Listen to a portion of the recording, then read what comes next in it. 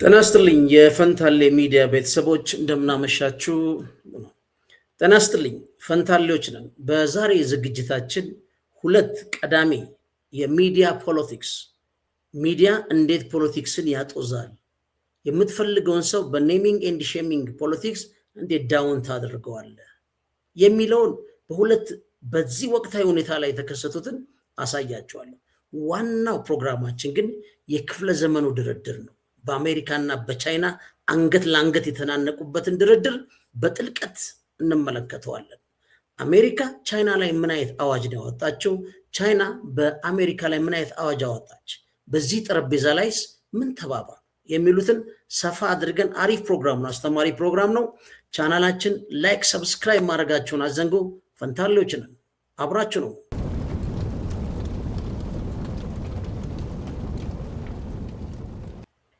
እንዴት ናቸው? እንዴት ሆነ መሰላችሁ? በፈረንሳዩ ፕሬዚደንት ኢማኑኤል ማክሮን እና በባለቤታቸው ብሪጅት ማክሮን ዙሪያ የወጣው በፈረንሳይ እጅግ አነጋጋሪ የሆነ ዜና አለ። ይህ ዜና ግን ልክ እኛ እንደ ሚዲያ ፖለቲክስ ነው የምናሳያችሁ። እርሱ የሚሰጡት ምን መሰላችሁ? የማክሮን ጥፊ ሚስጥር ነው የሚለው። በፕሬዚደንቱና በኢራናዊ ተዋናይ መካከል የነበረ ልዩ የጽሁፍ መልእክት ተጋለጠ ይላል። በጣም ካቺ ነው፣ ለመስማት የሚያጓጓ ነው። ግን እንዴት ነው በጆራችን ላይ የምናስተናግደው የሚለውን ነው የምናየው። አንደኛ ምንድን ነው መጽሐፉ ወጥቷል የተባለው ፐርፌክት ካፕል የሚል ፍጹም የሆኑ ጥንዶች ማለት ነው። ይህ እንግዲህ የጋዜጠኛ ፍሎሪያን ታርዲፍ አዲስ መጽሐፍ የተባለ ነው። ባለፈው ዓመት በቬትናም አየር ማረፊያ በቪዲዮ ተቀርጾ በዓለም ዙሪያ መነጋገሪያ ሆኖ የነበረው የብሪጅት ማክሮን ጥፊ ትክክለኛ ምክንያቱ ይፋ ሆነ ተብሎ ተበትኗል። እኛ ግን ይሄ የሚዲያ ፖለቲክስ ነው እንለዋለን። ለምን?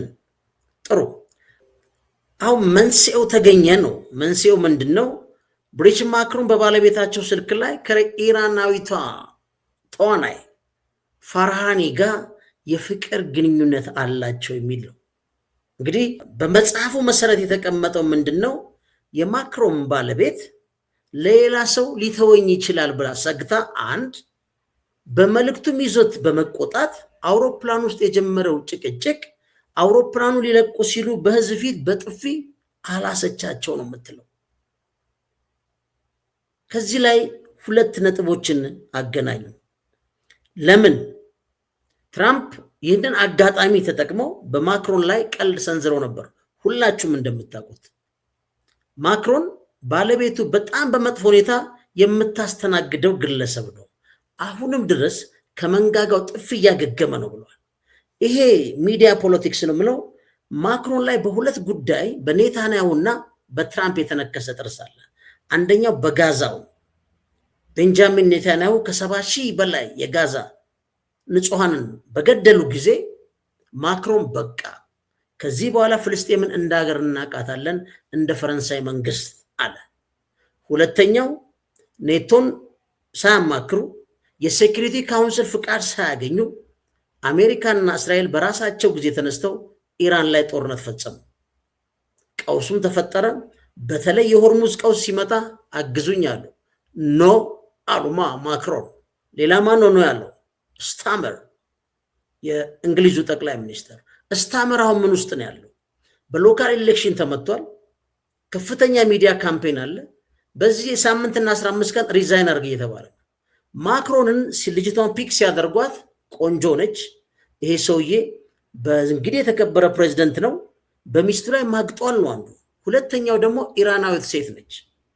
ስለዚህ በሚስቱ ላይ ማገጠ ፕሬዚደንት በኢራን ፍቅር የነሆለለና የኢራን ጉዳይ የማይሰማው የፈረንሳይ ፕሬዚደንት ነው። የዜና ይሄ ተገኘ የተባለው ሚስጥር ለምንድን ነው ያልኩት? የማክሮን ሚስት ምን አለች? እኔ ሞባይሉንም አይቼም አላቅም፣ ፐርሰናል ሞባይሉን አይቼ አላቅም። ሁለተኛ እንደዚህ አይነት የፍቅር መልእክት ይላላካል ብዬ አላምንም ብላ ዘግተዋለች። እንግዲህ ስለዚህ ሚስትየው ዲናይር ታረግ ትችል ይሆናል፣ ግን አሁን ባለው ተጨባጭ ሁኔታ ፋሚሊውም አልተቀበለውም። የሱን ስልክ ዘግቻ ላይም። ስለዚህ ይሄው ምንድነው? ሁለት ነገር ነው። ማግጧል። የሞራል ጥያቄ በህዝቡ ላይ መጣል ነው። ኢራናዊት ነች፣ በፍቅር ታውሯል፣ ስለ ኢራን አይሰማም ነው። ሶስተኛ የባለቤቷ ስጋት እድሜያቸውም ከፍ ያሉ ስለሆነ በዚች ወጣት ተጠልፎብኝ ይሄዳል የሚል ስጋት ውስጥ ገብተው በጥፊ ያላሱት ነው። ይሄ አሁን ዶቶቹን አነካኳቸውና አንዱ የሚዲያ ፖለቲክስ ማለት ይሄ ነው። ሁለተኛውስ ወደሚለው ደግሞ እንሻገር። ፈንታሌዎች ነን። ቻናላችን ላይክ፣ ሰብስክራይብ ማድረጋችሁን አዘንጉ።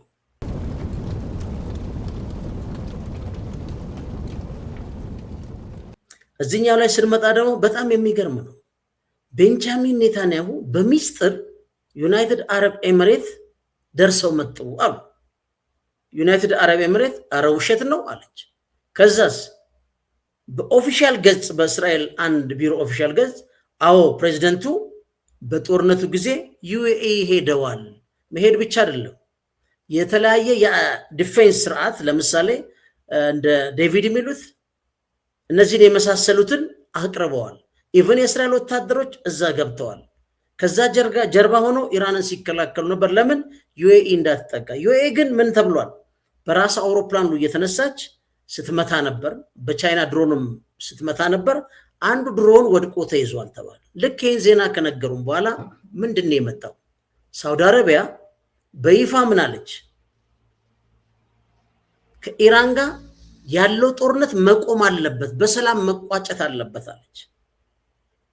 ስለዚህ ልክ ይህን ስትናገር ቀጥሎ ምን መጣ? ሳውዲ አረቢያ በኢራን ጦርነት ተሳትፋለች። አንድ ኢራንን ምን አድርጋለች? በአውሮፕላንም በመሳሪያ መታለች። ስለዚህ ይሄ ምን ማለት ነው? ለዚህ ይሄን ጉዳይ ሚዲያ ፖለቲክስ ነው ስንል ዝም ብሎ ከመሬት የመጣ ለምን ሳውዲ አረቢያ በኢራን ላይ ጦርነት ፈጽማለች የሚል ዜና በተፋፋመበት ሰዓት ሳውዲ አረቢያ ከኢራንና ከሌሎች የባህረ ሰላጤው ሀገራት ጋር እርስ በርስ ያለ መጠቃቃት ስምምነት መፈረም አለብን የሚል ሐሳብ ይዛ መጣች። በኢራን ላይ የሚደረገው ጦርነትም መቆም አለበት፣ በሰላም ማለቅ አለበት አለች። አስቡት። ይሄ ግን ሲናገሩ ሳውዲ አረቢያዎቹ ለማለት አልነበረም። ግን ከፊታቸው ምን አረጉባቸው? እንደዛ ነው። አሁን እስራኤልና አሜሪካ ብቻ አይደለም ኢራን ላይ ተሳተፍ ነው። ዩኤም ተሳትፋለች፣ ሳውዲ አረቢያም ተሳትፋለች። ኢራኖች ሊገባችሁ ይገባል የሚል አሳልፎ ሰጣች። ሚስጥር ምን ማለት ነው? መጀመሪያ ቤንጃሚን ኔታንያሁ ዩኤ መሄዳቸው ሞሳድ ነው የሚያውቀው፣ ሲአይኤ ነው የሚያውቀው። ሳውዲ አረቢያ መሳተፏን ሞሳድ ያውቃል፣ ሲአይኤ ያውቃል። ኢቭን ሳውዲ አረቢያ ውስጥ የሞሳድ ተቀጣሪዎች ፍንዳታ እያካሄዱ ሳውዲ አረቢያ ጦርነት እንድትገባ ሁሉ ሲሞክሩ የሳውዲ አረቢያ መንግስት መያዙን በይፋ አጋልጧል። ስለዚህ እነዚህ ሀገሮች በተለይ ይሄ ቪዥን 2030 የሚባለው ልዑል መሐመድ ቢን ሰልማን ሀገሪቷን ወደ ዓለም አቀፍ የንግድና የቱሪዝም ማዕከል ለመለወጥ የሚጥሩ ሰው ናቸውና ክልሉ ሰላም ያስፈልገኛል። አሁንም ያለው ኢኮኖሚ እየወደቀ ነው። በመሬት ላይ ለማዘዋወር ሞክሬያለሁ፣ አልቻልኩም። አሁን ደግሞ ከኢራን ጋር ፕሮቮክ ካረጋችሁ ቀይ ባህር ይዘጋና ሙሉ ለሙሉ እንወድማለን። ኩዌት ለምሳሌ መሸጥ አቁማለች። ኳታር ለምሳሌ መሸጥ አቁማለች። እያለቅን ነው አሉ። ሌላው ምን አሉ? አሜሪካን ብትሆን ወደ ሳውዝ ኤዥያ ነው ትኩረቷ። ስለዚህ እኛ ራሳችን የራሳችንን ሰላም ማስጠበቅ አለብን አሉ ሳውዲ አረቢያዎች። ለዚህ ነው ያጋለጧቸው። ከኛ ጋር ነው ብለው የተናገሩት። ለዚህ ግን መሰረት ብለው የወሰዱት ምንድነው? ቻይና ሳውዲ አረቢያና ኢራንን አስታርቃ ኤምባሲ እንዲከፍቱ በንግድ ልውውጥ እንዲያደርጉ አድርጋለች። መጀመሪያ የሺዓትና የሱኒ በሚል አጀንዳ ተቀርሶ ሲጨረሱ የነበሩ የአንድ አላህ ልጆች ናቸው። ያው የኢኮኖሚ ኮምፒቲሽን ቢኖረው ከማንም በላይ የመቀራረብ እድል ያላቸው ነበሩ። ስለዚህ በዚህ ጉዳይ ላይ ይሄ ዜና መጣ ነው። ለምንድነው ስትራቴጂክ ኢምፕሊኬሽኑ ምንድነው ብላችሁ ብታዩት አሜሪካ በክልሉ ያላት የጸጥታ ጠባቂነት ሚና እየቀነሰ መምጣቱና ቀጠናዊ ሀገራት የራሳቸውን ችግር በራሳቸው ለመፍታት እየሞከሩ መሆኑን ያሳያል ማለት ነው። ሌላውስ ኢራን ከጎረቤቶቿ የሚሰነዘርባት ጥቃት ስለምታስቀር በዚህ ስምምነት ውስጥ አንዳኛችን ማጥቃት የለብንም የራሳችን ሰላም መጠበቅ ነው ካሉ ኢራንን ሊያጠቃ የሚችለው የአሜሪካና የእስራኤል ኃይልን በአንድ ልባ ከነሱ ጋር ብቻ ጦርነትን ትገጥማለች ማለት ነው። ከጎረቤት ሀገር የሚመጣ ጥቃትም የአየር ክልል የመጠቀም አደጋ አሰጋትም ማለት ነው። ምናልባትም ከእስራኤል በረው አለዚያ ከመርከቦቻቸው ላይ በረው ነው ኢራን የመቱት። መርከቦቻቸው የትም ቦታ ቢቆም የአሜሪካ ደግሞ በየትኛው ምርቀት ምን አላቸው? ሚሳኤል አላቸው ኢራኖች። ስለዚህ የሁለቱን ዜና ስትመለከቱ ይሄ መረጃ ሲአይኤ እና ሞሳድ ለሚቀርቧቸው ሚዲያ ይሰጣሉ። ከዛ በኋላ ብሬኪንግ ኒውስ ይላሉ። እኛም ተቀብለን ተጋለጡ ሚስጥራዊ ነው ትላል። ኢምፕሊኬሽኑ ግን እሱ አይደለም።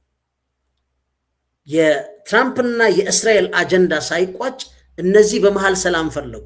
ፕላስ ዶናልድ ትራምፕ ቻይና ጋር ሄደው ለመደራደር ባሉበት ሰዓት ነው ሳውዲ አረቢያ ሰንጥቃ የመጣቸው። ስለዚህ እነዚህ ማክሸፊያ ሁለት ዜናዎች ተለቀዋል ነው ምንለው እኛ። አንዱ ኔታንያሁ በሚስጥር ዩናይትድ አረብ ኤሚሬት ገብቷል። ሁለተኛው ሳውዲ አረቢያ በጦርነቱ ተሳታፊ ሆና ኢራንን ስታጠቃ ነበር የሚል ነው። ስለዚህ ኢራኖች እኛም ብቻ ሳይሆን እነሱንም በጠላት ወሰዱና የቀረበውን ፕሮፖዛል ጣሉት ነው ጥያቄው ማለት ነው። ስለዚህ ሚዲያ ፖለቲክስ የምንለው ለዚህ ነው። በኔሚንግ ኤንድ ሼሚንግ ፖለቲክስ ነው። ታሳየዋል፣ አንተ ገዳይ፣ አንተ ወራሪ ብለህ ታሸማቀዋል። አጀንዳውን እዛው ላይ ትገላለህ ማለት ነው። ፈንታሌዎች ነን። ቻናላችን ላይክ፣ ሰብስክራይብ ማድረጋችሁን አትዘንጉ። ወደ ዋናው ግራንድ አጀንዳችን ንግባ።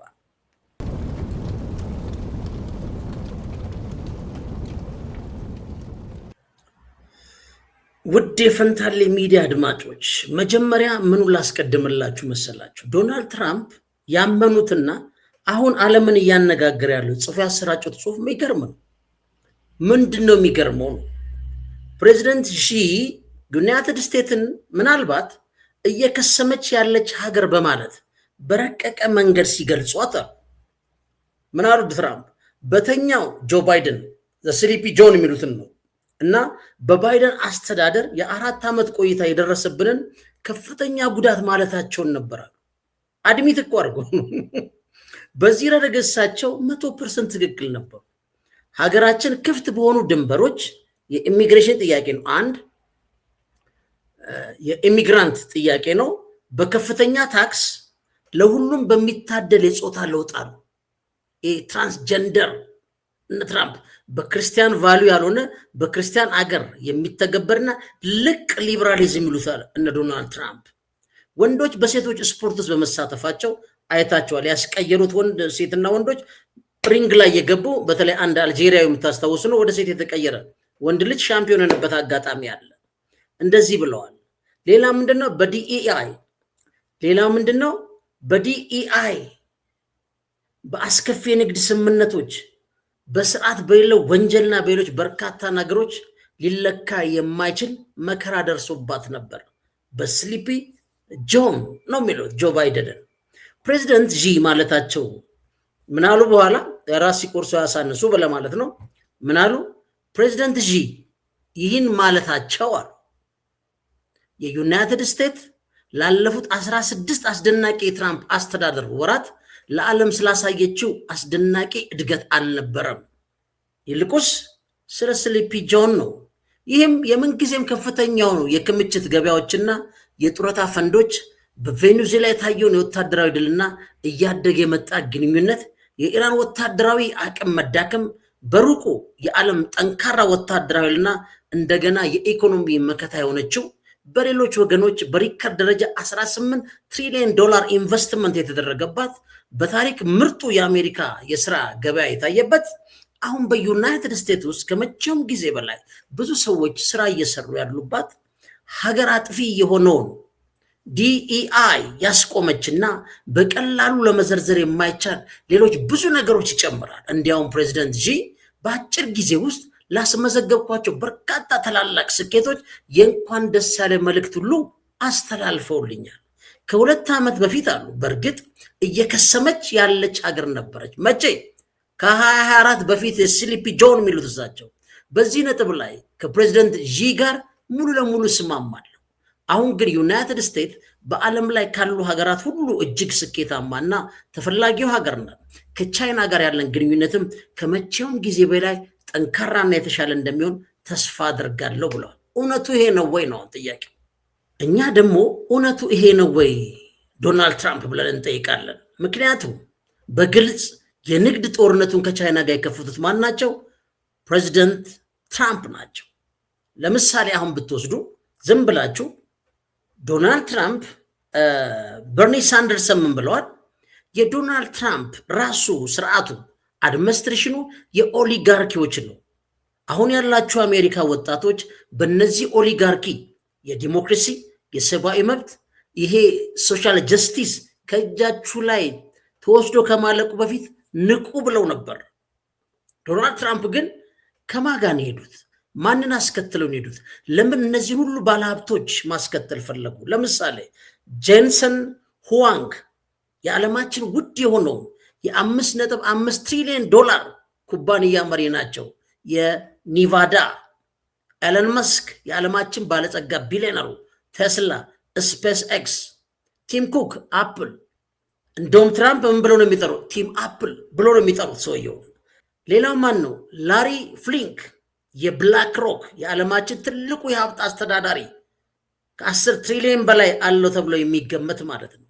ሌላው ምንድን ነው? ስቲቭ ሽዋርትስማን የብላክስቶን በዎል ስትሪት ከፍተኛ ክፍያ ከሚከፈላቸው ስራ አስፈጻሚ አንዱ ነው። እነዚህ ቢሊዮነሮች በፕሬዚደንቱ አውሮፕላን ኤርፎርስ ዋን ላይ አብረው ተጉዘዋል። ይህ የሚያሳየው የአሜሪካ መንግስት ፖሊሲ ምንድን ነው? ለትላልቅ ኮርፖሬሽኖችና ቢሊዮነሮች የሚቀርጸው መሆኑን ነው።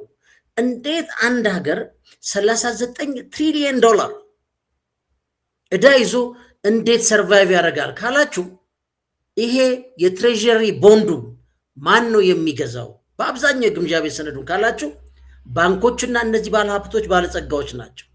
የነዚህን ሀብት ለማስተዳደር ነው የአሜሪካ ፕሬዚደንት የሚቆመው። በአሜሪካ ውስጥ መንግስት ቀጭን ነው። ህግ ማስከበር የነዚህ ባለሀብቶችን ፍላጎት የማስፈጸም ነው። በተለይ ዘሶኮልድ ኒዮሊበራሊዝም የሚባለው ባለጸጋው ሀገሩን እንዲመራ የሚያስችል ነው። ስለዚህ ይሄ የኦሊጋርኪ የፖለቲካል ኢኮኖሚ አራማጅ መንግስት መሆኑን ዶናልድ ትራምፕ እና አብረዋቸው የድሩትም ማየት ትችላላችሁ። በአንጻሩ ቻይና ከ1.3 ቢሊዮን ህዝቧ መካከል 800 ሚሊዮን በላይ የሆኑ ከፍተኛ መካከለኛ ገቢ ያላቸው ናቸው። ቻይና ራሷ አምርታ ራሷ መዋጥ ትችላለች ሲባል ዝም ብሎ አይደለም። ከ6 እስከ 7 ትሪሊዮን የአሜሪካ ዶላር ውስጥ በገበያ ውስጥ ማገላበጥ የሚችሉ ናቸው። 800 ሚሊዮን የመካከለኛው ገቢ አሜሪካን ስንት ማለት 300 ምናምን ነች። ቻይና 800 ሚሊዮን ሌላ ድሃ አላት የሚጠብቃት ገና። ስለዚህ በሁለቱ መንግስታት መካከል ያለው የመንግስትነት ቻይና ብዙ ጊዜ ስቴት ካፒታሊዝም ትብላለች። ያ ግን ከኒዮ ሊበራሊዝም ወጥቶ የኦሊጋርኪ ስብስብ ነው የሚሉት የበርኒ ሳንደርሰን የልኡካኑ ቡድን ያሳያል። ዋናው ጥያቄ ግን መገንዘብ ያለብን ነገር አሜሪካና ቻይና ለምን እንደሚደራደሩት የሚለውን ቁልፍ ነገር መለስ አለብን። አንዱ ላይ የጣለው ጉዳይ አለ። እሱን ስንፈታው እና በድርድሩ የተገኙትንም ስንመለከት ለዚህ ነው የምድራችን ቁጥር 1 ድርድር የሚባለው።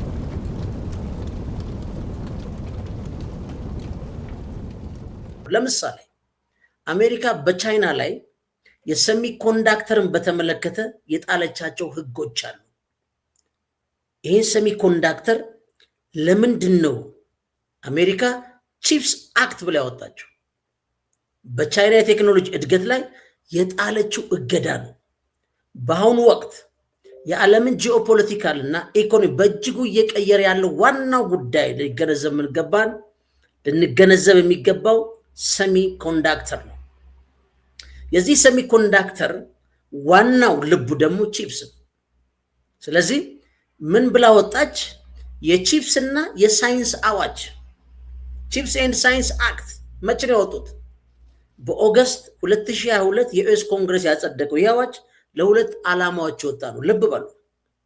የሀገር ውስጥ ምርትን ማጠናከር ይልና አሜሪካ በሰሚ ኮንዳክተር ምርት ላይ ያላትን ጥገኝነት ለመቀነስ እና በሀገር ውስጥ ፋብሪካዎችን ለመገንባት 52.7 ቢሊዮን የአሜሪካ ዶላር መድባለች። ይሄ እንግዲህ ምንድነው? ቻይናን መገደብ ነው። ለምን? ይህ የገንዘብ ድጎማ የሚወስዱ ኩባንያዎች በቻይና ውስጥ ያላቸውን የላቀ ቴክኖሎጂ ምርት እንዳያስፋፉ ወይም አዳዲስ ፋብሪካዎች እዛ እንዳይገነቡ የሚከለክል ነው። ይሄን ብር ወስደህ አሜሪካ ውስጥ የምትሰራ ከሆነ ቻይና ውስጥ ወስደህ ኢንቨስት ማድረግ አትችልም፣ ክልክል ነው። ሁለተኛ የኤክስፖርት ቁጥጥርና እገዳዎች ኤክስፖርት ኮንትሮል የሚላል ይሄ የባይደን አስተዳደር የንግድ ሚኒስቴር በኩል በተከታታይ ጥብቅ እገዳዎች ጥሏል። አንደኛ ከፍተኛ አቅም ያላቸው ቺፕሶች አድቫንስድ ቺፕስ በነገራችን ላይ ለቀጣዩ ለኤአይ ለአርቲፊሻል ኢንቴሊጀንስ ዋር እንግዲህ ያያችሁት ነው። እንግዲህ እነ ፓሌንቲር ለነዛ ልቡ ቺፕስ አድቫንስድ ቺፕስ ለሰው ሰራሽ አስተውሎና ለሱፐር ኮምፒውተሮች የሚያገለግሉ እጅግ ዘመናዊ ቺፕሶች ወደ ቻይና እንዳይላኩ ይከለክላል። ቻይና ራሷን ችላ ከፍተኛ ቴክኖሎጂ ያላቸው ቺፕሶች ማምረት እንዳትችል ለምርት የሚያስፈልጉ ልዩ መሳሪያዎች ወደ ቻይና እንዳይገቡ ማድረግ ህጉን ብቻ ይወት። ሌላስ የአሜሪካ ዜጎች ላይ እገዳ ይጥላል። ምን ብሎ የአሜሪካ ዜጎች ወይም ቋሚ ነዋሪዎች ያለ ልዩ ፍቃድ በቻይና ሰሚኮንዳክተር ኩባንያዎች ውስጥ እንዳይሰሩ መከልከል። ይህ በቻይና በኩል ያለውን የሰው ኃይልና የእውቀት ሽግግር ገድቦታል። ልብ በሉ። ሶስተኛ አሜሪካ ለምን ይህን ያደረገች በምን ምክንያት ነው ብሎ እዛው ላይ ያስቀምጡታል። ብሔራዊ ደህንነት ቻይና እነዚህን ቺፕሶች ለዘመናዊ ጦር መሳሪያዎች፣ ለሳይበር ጥቃትና ለስለላ ትጠቀማለች። ስለዚህ የቴክኖሎጂ የበላይነት አሜሪካ በኤአይ እና በሌሎች ወደፊት ቴክኖሎጂ ያላት መሪነት ለማስጠበቅ ነው። ሪዝኑ ውሰዱት ለእነዚህ አዋጆች። ሌላው ምንድን ነው? የአቅርቦት ሰንሰለትን ለምሳሌ ኮቪድ-19 ላይ ቀውሶች ሲከሰቱ የቺፕስ እጥረት እንዳይፈጠር ምርቱን ወደ አሜሪካና ወዳጅ ሀገራት ማምጣት። ምክንያቱም ቻይና ተጫውታባቸዋለች ነው የሚሉት እነሱ። ቻይና ግን ይህን በመደረጓ ዝም አይደለም ያለችው። ቻይና ምን አለች? ይህ የቴክኖሎጂ የሽብርተኝነት አዋጅ ስትል የጠራቸው ግን እጇን አጣጥፋ አልተቀመጠችም። ይልቁንም የአሜሪካን ደካማ ጎኖችና ኢላማ ያደረጉት ተከታታይ አዋጆችና ገደቦችን አውጥታለች። እነዚህ እርምጃዎች በተለይ በትራምፕ እና በዢ መካከል በሚደረጉ ንግግሮች ላይ ቁልፍ ነጥብ ነበራቸው። ትላንትና ባደረጉት ነገ አርብን በሚቀጥለው ማለት ነው። ዋናው የቻይና እገዳ ለዚህ ድርድር የሚቀርቡት ነው ካላችሁ ወሳኝ የሆኑ ማዕድናትና ኤክስፖርት ገደብ ነው። ክሪቲካል ሚነራል ኮንትሮልስ የሚሉት ነው። የቻይና ትልቁ የጥቃት ነጥብ ነው። ቻይና ለከፍተኛ ቴክኖሎጂ ምርት፣ ለቺፕስ፣ ለኤሌክትሮኒክ መኪናና ባትሪ እንዲሁም ለጦር መሳሪያ የሚያገለግሉ ማዕድኖችን በማቅረብ ረገድ የዓለምን የበላይነት የተቆጣጠረች ነች። አንድ ጋሊየም እና ጀርሜኒየም በ2023 እነዚህ ማዕድናት ወደ አሜሪካ ለመላክ ልዩ ፍቃድ እንዲጠየቅባቸው አድርጋለች። እነዚህ ምንድናቸው? ለማይክሮቺፕስ እና ለራዳር ሲስተም ወሳኝ ናቸው። ሌላው ማን ነው? ግራፋይት ነው። ለኤሌክትሪክ መኪና ባትሪዎች ወሳኝ የሆነ ግራፋይት ላይም ጥብቅ የኤክስፖርት ቁጥጥር ጥላለች። ማን ነው ይሄ ሊደራደር የመጣው? የተቸገረውስ ማን ነው? እነ ኤለን መስክ ናቸው። አንዱ የቻይና ኤሌክትሮኒክስ መኪኖች እዛ እንዳይገቡ የተደረጉበት አንዱ ለቴስላ የተሰጠ ምንድነው? ፕሮቴክሽን ነው። ሌላው አንቲሞኒ ነው። በቅርቡ እንግዲህ በ2024 ለጥይትና ለሌሎች ወታደራዊ ቁሳቁሶች የሚያገለግል ይህ ማዕድን ወደ ውጭ እንዳይወጣ ገድባለች። ሌላው ማንድ ነው? ታንግስተን ነው። ታንግስተን በነገራችን ላይ ሚሳኤል ለመተኮስ ፈለክ፣ ስፔስ ላይ ለማወናጨፍ ፈለክ፣ የትም ከቂጡ እየነደዱ በሚወነጨፉ ሚሳኤሎች ላይ የማይቀልጥ ከፍተኛ ቴምፕሬቸር መቋቋም የሚችል የሱን የአቅርቦት ሰንሰለትን በቻይና ስር ያሉት አሜሪካን ላጓደለቻቸው በዚህ ጦርነት መሳሪያዎች ታንግስተንን ማግኘት ወሳኝ ነው። ይህ በቻይና እጅ ነው ያለው። ሌላው ምንድን ነው? የማይታመኑ አካላት ዝርዝር በቻይና ኢኮኖሚ ላይ አደጋ ይፈጥራሉ ብላ ያመነችው ሊስት ተደረጋለች። ይህ የአሜሪካንን ኢንቲቲ ሊስት ለመመከት የወጣ አዋጅ ነው። ቻይና በቻይና ኩባንያዎች ላይ ጉዳት የሚያደርሱ ወይም ለብሔራዊ ደህንነት ስጋት ናቸው የምትላቸውን የውጭ ኩባንያዎች በዚህ ዝርዝር ውስጥ አካታለች። በዚህ ዝርዝር ውስጥ ከተካተቱት ለምሳሌ ሎኪድ ማርቲን እና ራይተን፣ እነዚህ ትልልቅ የአሜሪካ ጃይንት የጦር መሳሪያ አምራቾች ነው። መርከብ ግንባታ ጀምሮ ወደ ቻይና ምርት እንዳይልኩ፣ ከቻይና ጋር ንግድ እንዳይሰሩና ወደ ሀገር ውስጥ እንዳይገቡ ታግደዋል። ይሄ እንግዲህ ቻይና በአቅም ማድረገችው ነው። ሌላ ምንድን ነው? የሳይበር ደህንነት ግምገማ፣ በተለይ የማክሮን ባን ቻይና አሜሪካ ኩባንያዎችን ለማገድ የደህንነት ስጋት የሚል ምክንያት ትጠቀማለች።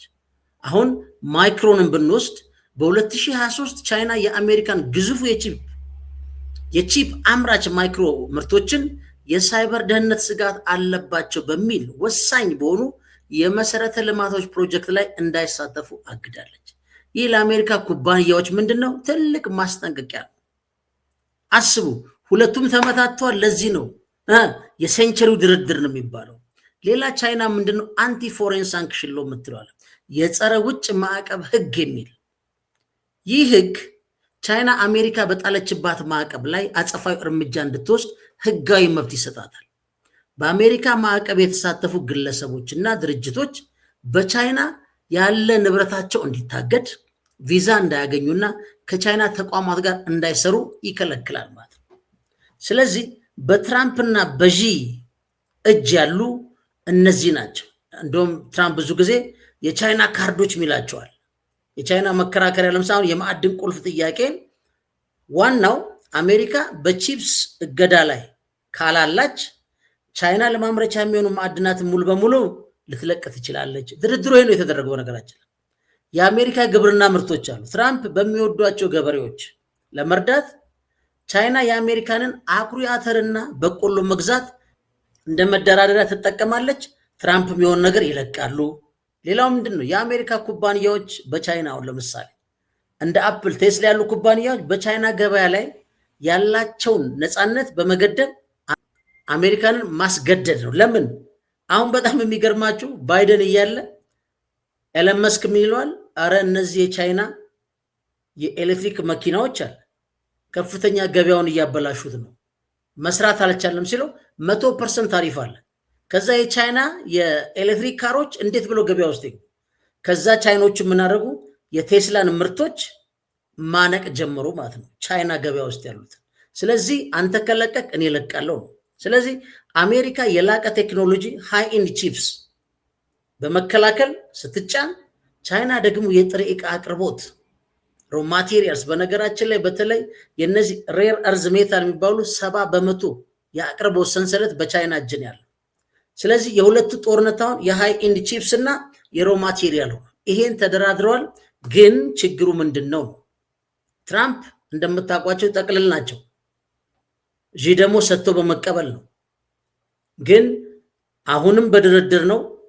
በተለይ ትልልቅ የበለጸጉ የቺፕስ ምርቶችን አሜሪካ በአቋሟ እንደጸናች ነው። ቻይናም እንግዲህ በዛ በአቋሟ ትጸናለች ማለት ነው። ፊት ለፊት ስናይ የሚስማሙ የንግድ እንትናቸው የተሳለጠ ይመስለናል። ግን በከፍተኛ አዋጅ አንዱ አንዱን አንቆ ነው ያለው። ውይይቱም በዚህ ላይ በሰፊው የላቀ ቴክኖሎጂ ስጡን እንጂ ማዕድኑን እንሰጣቸዋለን የሚል ነው።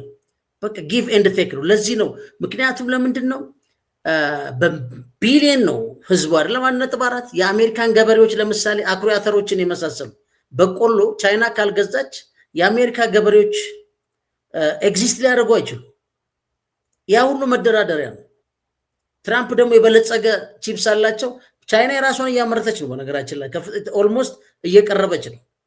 ስለዚህ የነበረው ድርድር በእነዚህ ሁለቱ ጉዳይ የታነቀ ነው። ግን ስቲል ምንድነው እስካሁን የሰበሰብኳቸው መረጃዎች ማዕከላዊ ስፍራ እየፈለጉ ነው። ግን እስካሁን ስምምነት የለም። በአደባባይ ግን የምታዩዋቸው ምሳ መብላቶች፣ መጨባበጦች አሉ። ስቲል ግን መሬት ላይ ዘጭ ያለ እንደውም ምን ይላሉ? በጂ20 ላይ እንፈራረማለን የሚል ኦፕን ስፔሱን የመክፈት አለ። ጂ20 ስብሰባ አለ በሚቀጥለው ማለት ነው። ስለዚህ በእነዚህ ሀገሮች መካከል ያለው በዚህ መተናነቅ ነው። በእነዚህ ሁለቱ ሀገሮች ላይ ኢራን ፋክተር ነች። ግን ይሄ ነው ዋናው። ምክንያቱም ኔክስት የዓለምን ጂኦፖለቲክስ እና ኢኮኖሚ የሚወስነው በተለይ የሬር እርዝ ሜታሎች እነዚህ ቺፕስ ምርቶች ናቸው። እነዚህ ላይ አግሪ የማድረግ የመደጋገፍ ነው። ግን እስካሁን አልቻሉ። ለምሳሌ የታይዋን ቺፕስ ኩባንያ በዓለማችን ውዱ ነው። በጣም ውዱ ምርጥ አምራች ነው። ታይዋን ላይ በተመለከተም ሲደራደሩ ቻይና ዋን ፖሊሲ ነው የምትከተለው። አሜሪካን ትቀበላለች። ግን ምን ይላል? የታይዋን አክት የሚል ደግሞ አላቸው ኮንግረስ ያወጣው። በዛ መሰረት ደግሞ መሳሪያ ትሸጣለች። እና ምንድነው የስትራቴጂክ አምቢጊቲ በቃ ቅዠት ውስጥ ነው ያሉት። ወይ ቻይናን አይመርጡም ወይ ታይዋን። ግን ታይዋን አሁን ፖለቲካሊ ስፒኪንግ በቃ መደራደር የሆነች አሜሪካ ከቻይና ጋር። አሁን እንግዲህ ትራምፕ እነዚህ አዋጆችን ቋሚ ህግ ሳይሆን እንደ ድርድር መክፈቻ ነው የመጠቀም ዝንባሌ ያላቸው ይባለው። ታሪፍ እጥላለሁ፣ እገዳ አጠናክራለሁ የሚል ማስፈራሪያ ነው። ዋናው ግን ምንድነው የአሜሪካን ግብርና ምርቶች እንድትገዛ ነው። ሌላው ምንድነው የቦይንግ ምርቶችን 100 አዛም ቢብላለች፣ አሁን 200 እገዛለሁ ብላኛለች ነው የሚሉት ዶናልድ ትራምፕ። ሌላው ምንድነው በታይዋን ውጥረትና በቴክኖሎጂ ጦርነት መሃል ቻይና ያላት ሌላ ወሳኝ ሚና ምንድነው ካላችሁ በዓለም አቀፍ ኢነርጂ ደህንነት ላይ ያላት ተጽዕኖ የጎላ ነው። በትራምፕና በዢ መካከል ያለው ይህ ንግግር ወሳኝ ነው። በነገራችን ላይ በተለይ የሆርሙዝ ስትሬት እና የቻይና ሚናን ትራምፕ በቀላሉ አዩት። ምንድን ያሉት ዶናልድ ትራምፕ ፕሬዚደንት ሺ የሆርሙዝ የባህር ወሽመጥን በድጋሚ ለመክፈት የሚያስችል የአሜሪካና የኢራን ስምምነት እንዲኖር ፍላጎት እንዳላቸው ገልጾልኛል ብለዋል። ትራምፕ እንዲህም ብለዋል። ፕሬዚደንት ሺ ስምምነት ሲደረግ ማየት ይፈልጋሉ። ማንኛውም አይነት እርዳታ ማድረግ ከቻልኩ ለመርዳት ዝግጁ ነኝ ብለውኛል። ያን ያህል ከፍተኛ መጠን ያለው ዘይት የሚገዛ ማንኛውም አካል ከኢራን ጋር ግልጽ የሆነ ግንኙነት ይኖረዋል። እሳቸውም የሆርሙዝ የባህር ወሽመጥ ክፍት ሆኖ ማየት ይፈልጋሉ ብለዋል። እዚህ ላይ ለምን ቻይና በዚህ ጉዳይ ጣልቃ መግባት ፈለገች ወይ ዶናልድ ትራምፕ ለምን ፈለጉ? ይህ የዢ የሽምግልና ጥሪ ከላይ ከተጠቀሱት የቴክኖሎጂና የተዋን ጉዳዮች ጋር በቀጥታ የተያዘ ነው። አንደኛ የኤነርጂው ደህንነት። ቻይና የዓለም ትልቁ የነዳጅ አስመጪ ሀገር ናት። አብዛኛው ነዳጃው ደግሞ በሆርሙዝ የባህር ወሽመጥ በኩል ያልፋል። የዚህ መስመር መዘጋት የቻይናን ኢኮኖሚ ክፉኛ ሊጎዳው ይችላል። ሌላው ዲፕሎማሲያዊ መጠቀሚያ ነው፣ ሌቨሬጅ። ይህንን ስምምነት ለማገዝ የቀረቡት አሜሪካ በታይዋንና በንግድ ማዕቀቦች ላይ የምታደርገውን ጫና እንድታላላ በሚል ስሜት ነው። ከኢራን ጋር ያለው ጥልቅ ግንኙነትም በተመለከተ ቻይና የኢራን ዋነኛ የነዳጅ ደንበኛ በመሆኗ በቴሄራን ላይ ከፍተኛ ተጽዕኖ አላት። ይህ ተጽዕኖ ደግሞ ለትራምፕ ጠቃሚ ሊሆን የሚችል የድርድር ካርድ ነው ተብሎ ስለሚታሰብ ነው። ግን ግራንድ የሆነው ስትራቴጂ ትልቁ ምስል በዚህ ላይ ምንድን ነው ካልን በአንድ በኩል አሜሪካ በታይዋን ጉዳዮች ቻይናን ስታስጠነቅቅ፣ በሌላ በኩል ደግሞ በኢራንና በዓለም አቀፉ ንግድ መረጋጋት ዙሪያ የቻይናን እርዳታ ትጠይቃለች። ይህ የትብብርና የፉክክር ድብልቅ ሁኔታ የአሁኑን የአሜሪካና የቻይና ግንኙነት እጅግ ውስብስብ አድርጎታል። ስለዚህ ፕሬዚደንት ሺ በኢራን ላይ እረዳለሁ ማለታቸው እንግዲህ አሜሪካ በታይዋን እና በሁዋዌይ ላይ የያዘችውን ጠንኳራ አቋም እንድታለዝብ ለማድረግ የታለመ ሊሆን ይችላል ወይስ ጄኒውን ነው? እሱን በቀጣይ እናያለን። ፈንታሌዎች ነን። ቻናላችን ላይክ፣ ሰብስክራይብ ማድረጋችሁን አዘንጉ። አብዛኞቹ ስንሰማ እንግዲህ እየደረሰን አይደለም እያሉ ኖቲፊኬሽን ፕሊዝ ሼር ማድረጋችሁን አዘንጉ።